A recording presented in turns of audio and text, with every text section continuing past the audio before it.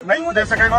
Mic आपको नहीं दूंगा, माइक मेरा है, आपका नहीं है, पुलिस का माइक है और ये हमारे कानून व्यवस्था के ले जाके कोई कानून में है। आप बताओ, को अंदर ले गए, वहाँ पर क्या हुआ? अंदर ले जाने के बाद हमका कपड़ा उतारा गया और जोर जोर से मारे, जितना हाथ से होता है। इस वक्त उत्तर प्रदेश में एक विवाद छिड़ा हुआ है स्वघोषित स्वामी शंकराचार्य अविमुक्तेश्वरानंद और योगी सरकार के बीच। स्वामी अविमुक्तेश्वरानंद सीएम योगी पर लगातार हमला कर रहे हैं। उन्हें कभी हुमायूं का बेटा अकबर और औरंगजेब बोल रहे हैं। जिसको आप लोग साधु संत कहते हो, हम तो हुमायूं का बेटा अकबर कहते हैं, हम तो औरंगजेब कहते हैं। ये नहीं है हिंदू कहने के लायक शायद। ये विवाद क्या है? 18 जनवरी मौनी अमावस्या के दिन प्रयागराज में माघ मेला के दौरान इस विवाद की शुरुआत हुई है। 18 जनवरी मौनी अमावस्या के दिन शंकराचार्य अविमुक्तेश्वरानंद के नहान के लिए जा रहे थे, डुबकी लगाने जा रहे थे गंगा नदी में संगम पर, लेकिन वहां का प्रशासन उन्हें 50 मीटर पहले रोक लेता है। उनकी पालकी को आगे जाने की अनुमति नहीं देता है। प्रशासन का कहना यह है कि हमने शंकराचार्य से रिक्वेस्ट किया कि आप पालकी यहीं छोड़कर आगे पैदल यात्रा कर लें और जाएं स्नान कर लें, लेकिन स्वघोषित शंकराचार्य अपनी पालकी से उतरने को तैयार नहीं थे और यहीं से विवाद शुरू हुआ। स्वघोषित शंकराचार्य अपनी पालकी से उतरकर 50 मीटर पैदल नहीं चलना चाह रहे थे और उसके बाद उनके शिष्य वहां भड़क जाते हैं। प्रशासन और उनके बीच में हाथापाई होता है और तभी से शंकराचार्य धरने पर बैठे हैं। वहां पे कई उनके शिष्य ये भी आरोप लगा रहे हैं कि पुलिस द्वारा उनको बेरहमी से पीटा गया है, उनकी चोटी उखाड़ी गई है और इस पे अब प्रदेश भर में राजनीति शुरू हो गई है। जो अत्याचार उत्तर प्रदेश में आप पिछले 48 घंटे से देख रहे हैं, क्या ये कोई मठ वाला बाबा कर सकता है? संत मठ वाले होते हैं, संत लठ वाले नहीं होते। ये लठ वाले आकर हमारे हिंदू धर्म पे कब्जा करके बैठे हैं, इन्हें माफ नहीं।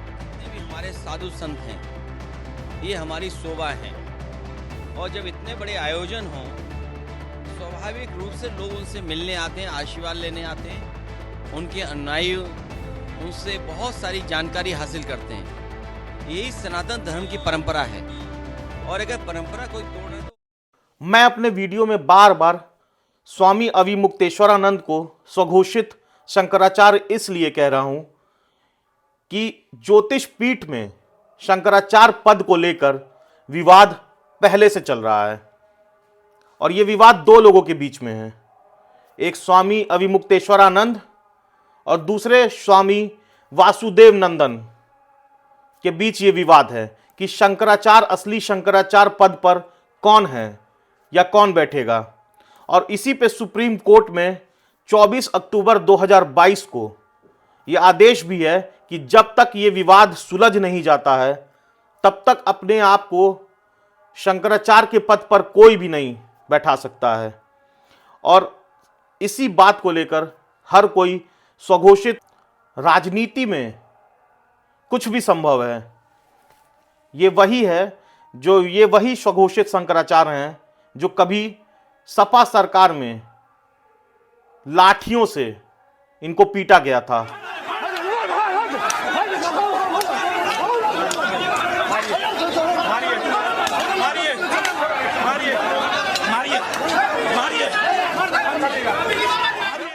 और आज अखिलेश यादव फोन पर इनसे हाल चाल ले रहे हैं।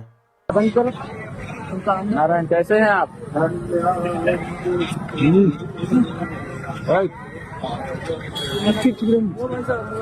अब देखिए, अब हम तो अपना लड़ रहे हैं, अपनी लड़ाई अभिमन्यु की तरह चक्रव्यूह में लड़ रहे हैं। इन्हें आश्वासन दे रहे हैं उधर कांग्रेस सरकार भी शंकराचार्य मामले में प्रदेश सरकार को घेर रही है। ये वही सिस्टम हो गया है कि जब विपक्ष भी हिंदूवादी एजेंडे को पकड़ा हुआ है।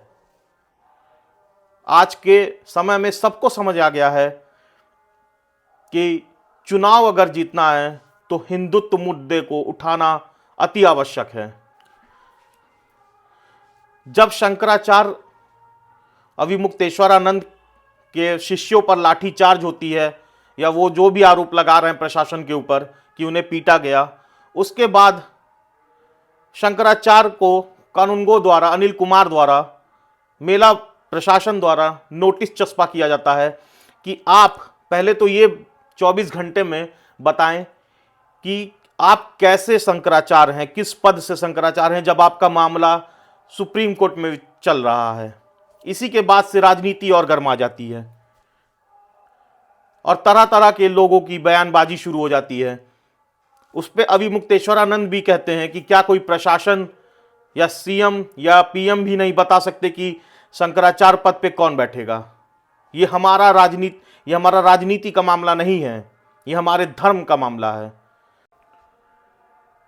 स्वघोषित शंकराचार्य अविमुक्तेश्वरानंद अक्सर चर्चाओं में रहते हैं और उन्हें कभी जो है धर्म चर्चा या इस तरीके से धर्म का प्रचार करते नहीं देखा गया है। हमेशा वो राजनीतिक मुद्दों पर ज़्यादा बात करते हैं और इसी सब विवादों के चलते वो चर्चाओं में भी बने रहते हैं। अविमुक्तेश्वरानंद जो है छात्र जीवन में भी अपने राजनीति कर चुके हैं और वो ज्योतिष पीठ स्वरूपानंद सरस्वती के शिष्य रहे हैं और वो अपने आप को उन्हीं का उत्तराधिकारी बताते हैं।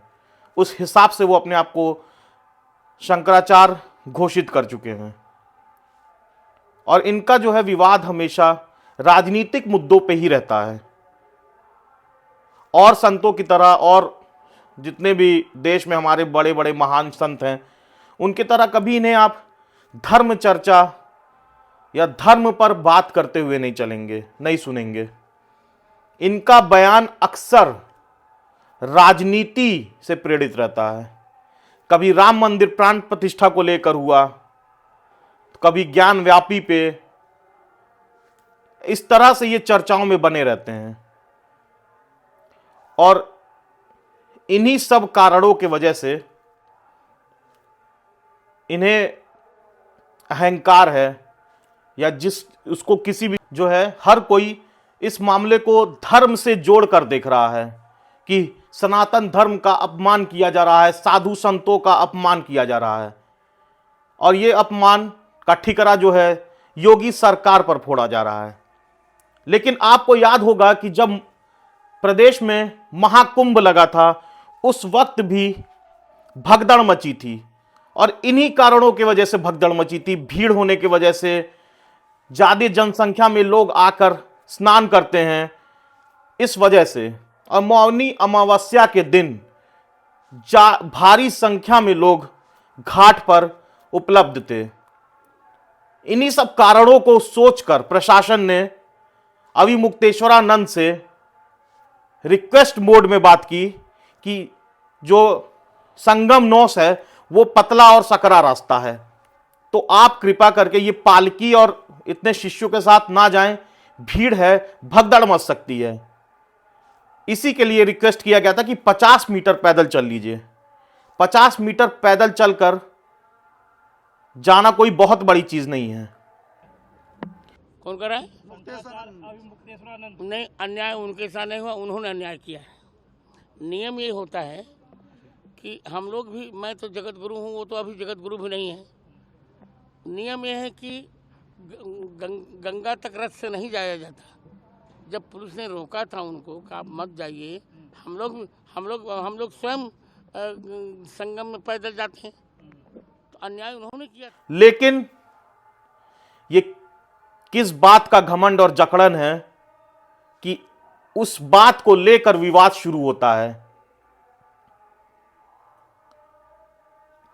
हम और आप, हर कोई सनातनी जो है धर्म को सबसे ऊपर रखता है, लेकिन धर्म का मतलब ये नहीं है कि आप प्रशासन की चीजों पे उलझ जाएंगे।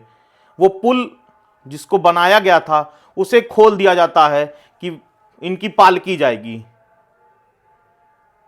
और यहीं से विवाद शुरू हो गया। अगर वहां भगदड़ मच जाती पिछले साल की तरह, महाकुंभ की तरह, तो इसका जिम्मेदारी किसके सिर फोड़ती जनता? या तो सरकार के ऊपर फोड़ती या अभी मुक्तेश्वरानंद। ये लोग तो पलड़ा झाड़ लेते, ये पूरी जिम्मेदारी सरकार के ऊपर आती। और इन्हीं सब कारणों के वजह से अभी मुक्तेश्वरानंद को रोका जा रहा था। यह है डिजिटल जनतंत्र और मेरा नाम है अविरल श्रीवास्तव।